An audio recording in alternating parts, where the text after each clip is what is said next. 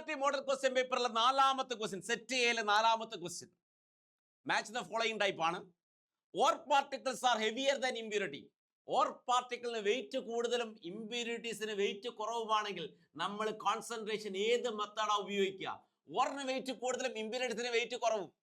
എടാ, നമ്മൾ ഗോതമ്പൊക്കെ കഴുകിയെടുക്കുന്നില്ലേ? ഗോതമ്പിലെ ഇമ്പ്യൂരിറ്റീസിന് വെയിറ്റ് കുറവായിരിക്കും, ഗോതമ്പത്തിന് വെയിറ്റ് കൂടുതലും. വീറ്റില്ലേ, ഇപ്പൊ നമ്മൾ വെള്ളത്തിലേക്ക് ഇടുന്ന വെയിറ്റ് കൂടുതലുള്ള ഗോതമ്പ് താഴോട്ട് പോകുന്നു, അഴുക്കൊക്കെ പൊങ്ങി വരും, മുകളിലോട്ട് പൊങ്ങി വരുന്നില്ല. അത് തന്നെ. അത് ഏത് മെത്തേഡാ? അത് ഏത് പാർട്ടിക്കിളാ? ലെവിഗേഷൻ. ആ മെത്തേഡ് വിളിക്കുന്ന പേരെന്താ?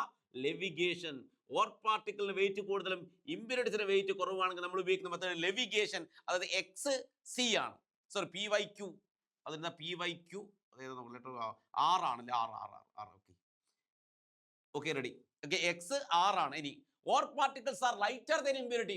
ഓർ പാർട്ടിക്കിളിന് വെയിറ്റ് കുറവാണെങ്കിൽ ലൈറ്റ് വെയിറ്റ് ഓസിന് നമ്മൾ ഉപയോഗിക്കുന്ന മെത്തേഡാമത്തെ froth flotation method. Magnetic nature of ore. Magnetic natural ഓറിനെ സെപ്പറേറ്റ് ചെയ്യാൻ അതിന്റെ പേരിൽ തന്നെ ഉണ്ട് magnetic separation. Magnetic separation. So X = R ആണ് വരിക. X = R വന്നു. Y = P ആണ് വരിക. Y = P. Yes. And Z = Q വരുന്നത് ഓപ്ഷൻ D ആണല്ലേ? Option D. റെഡി അല്ലേ?